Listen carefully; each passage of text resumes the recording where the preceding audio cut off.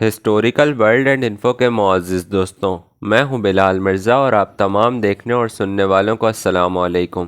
دوستوں، حضرت عیسیٰ علیہ السلام کے تابعی اور اللہ کے محبوب حامل مقام محمود حضرت محمد صلی اللہ علیہ وآلہ وسلم کے قریبی صحابی ہونے کا اعزاز حاصل کرنے والے سلمان الخیر حضرت سلمان فارسی رضی اللہ تعالی عنہ کا اسلام لانے کا عجیب واقعہ۔ طبقات ابن سعد جلد 4 صفحہ نمبر 56، بخاری جلد 2 صفحہ نمبر 607، تاریخ ابن عساکر جلد 21 صفحہ نمبر 388، سنن النسائی جلد 6 صفحہ نمبر 9، حدیث نمبر 9849، مسند بازار جلد 13 صفحہ نمبر 139 میں تفصیل سے اس طرح بیان کیا گیا ہے کہ آج سے 1400 سال پہلے کی بات ہے کہ ملک فارس میں اصفہان ایران کے علاقے کے ایک گاؤں جے میں ایک امیر ترین بزخشاں نامی آدمی رہتا تھا۔ وہ آتش پرست تھا۔ اس کو ایک پیارا سا بیٹا پیدا ہوا جس کا نام اس نے مابا رکھا۔ بزخشاں کا ایک ہی بیٹا تھا، اس لیے انہوں نے اپنے بیٹے کو بہت لاڈ پیار سے پالا۔ مابا حضرت سلمان فارسی رضی اللہ تعالی عنہ کا پرانا نام ہے کہ والدین اپنے بیٹے کو کبھی اکیلا باہر نہیں جانے دیتے تھے۔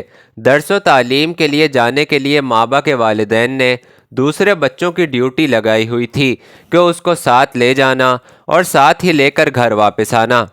کیونکہ وہ اپنے والدین کا اکلوتا تھا، وہ اپنے بیٹے کو کسی مشکل میں نہیں ڈالنا چاہتے تھے۔ مابا کے والد نے آپ کو تعلیم حاصل کرنے کے لیے بڑے بڑے مذہبی اداروں میں بھیجا۔ مابا بہت ذہین اور محنتی تھا۔ وہ ہر کام لگن اور شوق سے کرتا تھا۔ وہ اپنے اساتذہ کا بے حد احترام کرتا تھا، اس لیے چھوٹی سی عمر میں ہی اس کو بڑے بڑے آتش پرستوں کے نیک لوگوں میں شمار کیا جانے لگا۔ مابا کا والد بہت بڑا کسان تھا۔ ایک دن وہ کسی ضروری کام کی وجہ سے کھیتوں میں نہ جا سکا۔ اس نے اپنے بیٹے کو حکم دیا کہ وہ اس کی جگہ کھیتوں میں جائے۔ مابا جب کھیتوں میں جا رہے تھے تو دیکھا کہ راستے میں عیسائیوں کی عبادت گاہ یا گرجا گھر تھا۔ آپ نے اس میں عیسائیوں کو عبادت کرتے دیکھا تو آپ ان کی عبادت کے طریقے سے بہت متاثر ہوئے، اس لیے انہیں آتش پرستی کی نسبت عیسائیت زیادہ پسند آئی۔ سارا دن آپ کا ذہن عیسائیوں کے مذہب کی طرف ہی گھومتا رہا کہ یہ اچھا مذہب ہے۔ اسی خیال میں شام ہو گئی۔ شام کو آپ گھر واپس آئے۔ اب ہر وقت اس تلاش میں رہتے کہ اس کی صحیح واقفیت کہاں سے مل سکتی ہے۔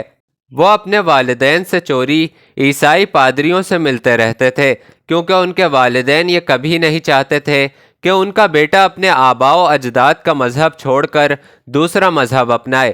بڑی بھاگ دوڑ کرنے کے بعد ان کو ایک عیسائی پادری سے معلوم ہوا کہ ملک شام میں ایک راہب رہتا ہے جو اس مذہب کا بہت بڑا عالم جانا جاتا ہے۔ مابا نے ارادہ کر لیا کہ وہ ہر حال میں ملک شام جائیں گے اور راہب سے ملاقات کریں گے۔ ایک دن مابا نے اپنے باپ کو کہا کہ اے بابا جان، مجھ کو عیسائی مذہب اچھا لگتا ہے۔ مابا کے باپ نے کہا، بیٹا ہمارا مذہب سچا مذہب ہے۔ اب مابا کے والد کو ڈر تھا کہ اس کا بیٹا کہیں عیسائی نہ ہو جائے، اس لیے وہ ہر وقت سختی سے مابا کا خیال رکھتا تھا، یہاں تک کہ اس نے ان کے پاؤں میں زنجیر ڈال دی۔ ادھر مابا کو بھی ہر وقت شام جانے کے کسی قافلے کی تلاش رہتی تھی۔ مابا جانتا تھا کہ حق کے مقابلے میں والدین کی محبت کو قربان کیا جا سکتا ہے۔ آخر کار وہ ایک قافلے کے ساتھ شام کو روانہ ہو گیا۔ عیسائی راہب کے پاس جب پہنچے تو راہب کی عملی زندگی ان پر کوئی خاص اثر نہ دکھا سکی۔ خدا کی قدرت کیا ہوئی کہ ایک دن راہب سخت بیمار ہوا اور مر گیا۔ وہاں کے عیسائی اس راہب کی بہت عزت کرتے تھے، لیکن مابا نے لوگوں کو راہب کی چھپائی گئی دولت دکھائی تو لوگوں نے اس راہب کی لاش کو سولی پر چڑھا دیا۔ اس راہب کے بعد اس عبادت گاہ میں جس کو متعین کیا گیا وہ پرہیزگار عالم دین تھا۔ جب وہ مرنے لگا تو اس نے مابا کو پاس بلایا اور کہا کہ میرے وصال کے بعد تم موصل کے راہب کے پاس چلے جانا۔ یہ بات کہہ کر وہ اس دنیا سے چل بسا۔ اس راہب کی وصیت پر عمل کرتے ہوئے مابا موصل پہنچے۔ یہاں مابا کو آئے ہوئے چند ہی دن گزرے تھے کہ وہ بھی فوت ہو گیا۔ اس راہب کی موت کے بعد مابا نصیبین میں چلے آئے۔ یہاں کا راہب بھی زیادہ مدت زندہ نہ رہ سکا۔ اور مابا کو وصیت کر گیا کہ تم اموریہ کے راہب کے پاس چلے جانا۔ جب مابا اموریہ گئے تو انہوں نے اپنا پیٹ پالنے کے لیے بکریاں رکھ لیں۔ وقت نکال کر وہ اموریہ کے راہب کے پاس جاتے اور وہاں خوب دل لگا کر دین کی تعلیم حاصل کرتے۔ اموریہ کا راہب مابا کو دل و جان سے پیار کرتا تھا اور ان کو خوب دل لگا کر پڑھاتا تھا۔ اموریہ کے راہب کے وصال کا وقت آیا تو اس نے کہا کہ بیٹا، تیری مشکلات ختم ہونے کا وقت آ گیا ہے۔ مذہبی کتاب انجیل میں آخری نبی صلی اللہ علیہ وآلہ وسلم کی نشانیاں دیکھ رہا ہوں۔ اگر تم کو اس نبی کا پیغام پہنچے تو اس پر فوراً ایمان لے آنا۔ اس کا دین دین ابراہیمی ہوگا۔ وہ ملک عرب میں پیدا ہوگا۔ وہ صدقے کا مال نہیں کھائے گا، بے سہارا لوگوں کا سہارا ہوگا۔ وہ ایک ایسے شہر کی طرف ہجرت فرمائے گا جہاں کھجوروں کے بے شمار باغ پائے جائیں گے۔ اگر کوئی تحفہ دے گا تو اس کو قبول کر لے گا۔ اس کے کندھوں کے درمیان مہر نبوت ہوگی۔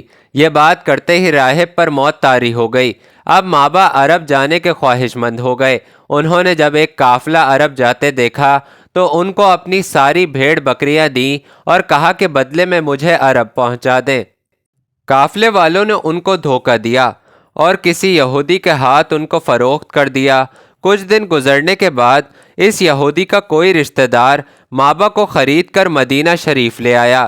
جب آپ مدینہ پہنچے تو آپ نے ارد گرد دیکھا تو آپ کو بے شمار کھجوروں کے درخت نظر آئے، تو آپ کو راہب کی وہ وصیت یاد آ گئی۔ یہاں مابا غلامی کی زندگی بسر کر رہے تھے، ادھر مکہ میں حضرت محمد صلی اللہ علیہ وآلہ وسلم لوگوں کو دین اسلام دے رہے تھے۔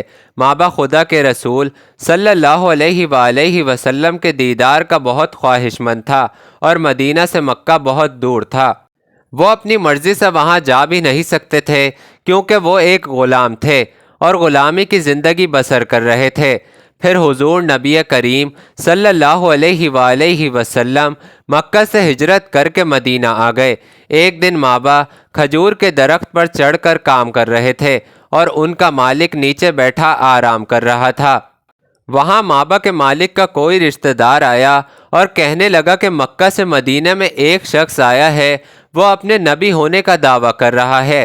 مابا فوراً نیچے آئے اور اس آدمی سے مزید معلومات لینے لگے، پر مابا کے مالک کو مابا کی یہ حرکت پسند نہ آئی۔ مالک نے مابا کو زوردار تھپڑ مارا اور کام کرنے کو کہا۔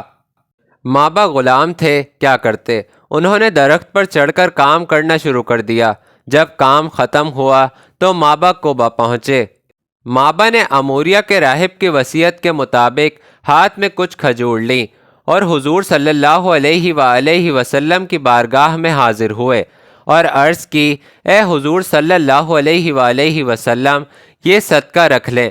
نبی اکرم صلی اللہ علیہ وآلہ وسلم نے صدقے کی کھجوریں اپنے ساتھیوں کو دے دیں اور خود نہ کھائیں۔ چند دن بعد مابا کچھ کھانا لے کر حضور صلی اللہ علیہ وآلہ وسلم کی بارگاہ میں حاضر ہوئے اور کہا، اے محمد صلی اللہ علیہ وآلہ وسلم، یہ تحفہ قبول کر لیں۔ حضرت محمد صلی اللہ علیہ وآلہ وسلم نے کھانا خود بھی کھایا اور دوسروں کو بھی دیا۔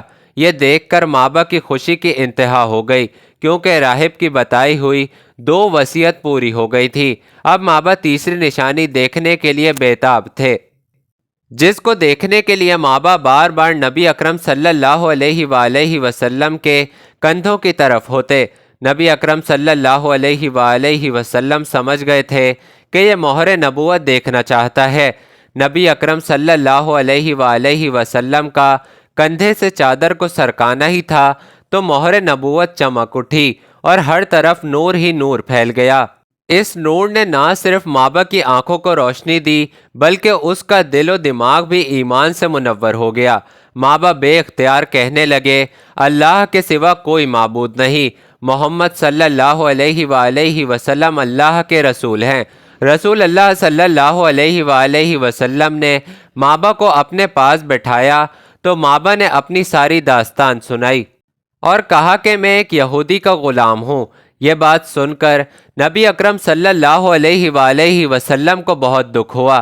حضرت محمد صلی اللہ علیہ وآلہ وسلم نے مابا کو دائرہ اسلام میں داخل کیا اور کہا کہ آج کے بعد آپ کا نام مابا نہیں بلکہ سلمان ہے۔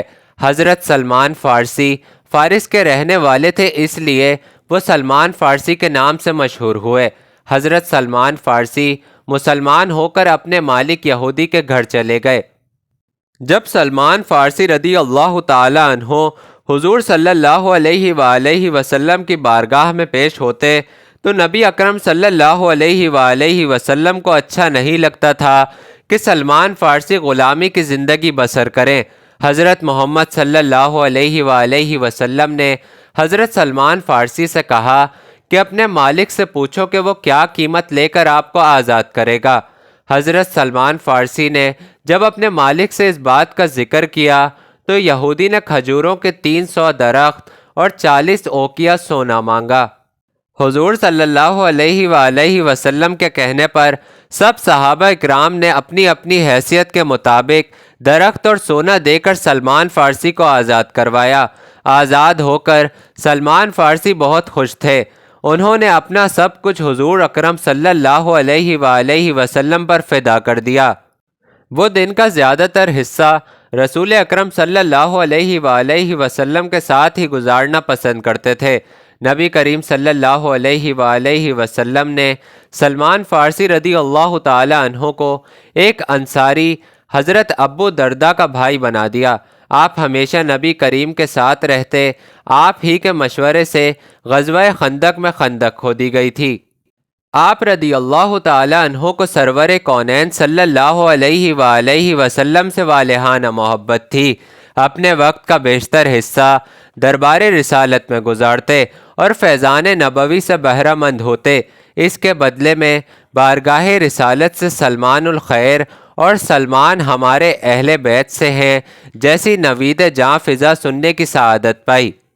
ایک اور مقام پر اس بشارت عظمیٰ سے سرفراز ہوئے کہ جنت سلمان فارسی کی مشتاق ہے۔ جب کوئی پوچھتا ہے کہ آپ کے والد کون ہیں تو ارشاد فرماتے، میں دین اسلام کا بیٹا سلمان ہوں۔ آپ صلی اللہ علیہ وآلہ وسلم فرمایا کرتے تھے، اسلام میں 3 شخص ایسے ہیں جو پورے ملک میں سب سے پہلے مسلمان ہیں۔ حبشہ میں پہلے مسلمان حضرت بلال رضی اللہ تعالی عنہ، روم میں صہیب رضی اللہ تعالی عنہ اور ایران میں حضرت سلمان فارسی رضی اللہ تعالی عنہ۔ آپ نے 10 رجب 36 ہجری کو تقریباً 300 سال عمر پانے کے بعد وفات پائی اور آپ کی قبر مبارک عراق کے شہر مدائن میں بنائی گئی۔ دوستوں، اگر آپ کو میری ویڈیو پسند آئی ہے تو میرے چینل کو سبسکرائب کریں، میری ویڈیو کو لائک کریں اور اسے اپنے فیملی اور فرینڈز کے ساتھ ضرور شیئر کریں۔